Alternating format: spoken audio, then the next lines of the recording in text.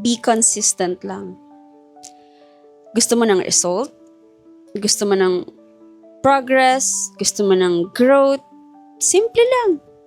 Be consistent lang. Hindi mo kailangan maging perfect.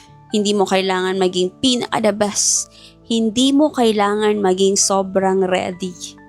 Ang kailangan mo lang, araw-araw na maliit na hakbang. Be consistent. Kasi yun ang nagpapanalo sa'yo. Yun ang magtatayo ng habits mo. Yun ang babasag ng napakadami mong excuses araw-araw. Consistency in motivation, consistency in emotion, consistency in mood. Kasi kahit anong galing mo, kung hindi ka consistent, walang magbabago. Yan ang katotohanan.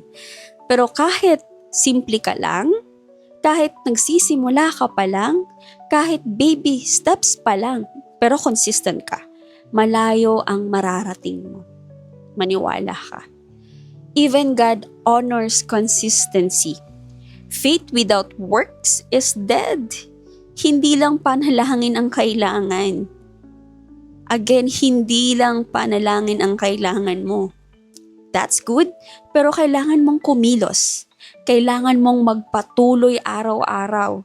In good times and bad times, kailangan mong lumakad kahit pagod ka na. Hindi mo kailangan bilisan. Hindi mo kailangan bilis. Kailangan mo dito direction at consistency. So gusto mo ba talaga ng growth? Gusto mo ba talaga ng results? Gusto mo ba talaga ng pagbabago? Then stop starting over. Start showing up. Start being consistent.